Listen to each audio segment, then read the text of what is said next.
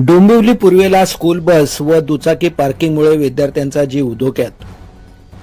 डोंबिवली पूर्वेतील रामनगर परिसरातील पाटकर स्कूलजवळ दररोज मोठ्या प्रमाणात वाहतूक कोंडी होत असून त्याचा फटका स्थानिक नागरिक, विद्यार्थी, पालक आणि शिक्षकांना सहन करावा लागत आहे।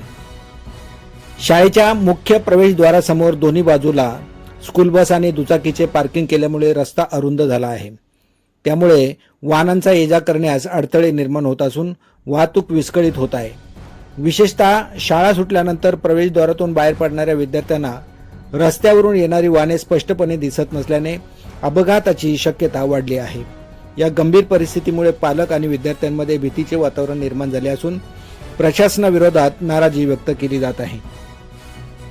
या समस्येची तातडीने दखल घेऊन वाहतूक नियंत्रण शाखेने शाळेच्या गेट समोरील अनधिकृत पार्किंग हटवावे, वाहतुकीचे योग्य नियोजन करावे आणि विद्यार्थ्यांच्या सुरक्षिततेसाठी आवश्यक उपाययोजना त्वरित राबवाव्यात अशी मागणी नागरिक, पालक आणि शिक्षकांकडून करण्यात येत आहे। वैभव पाटणकर, डोंबिवली।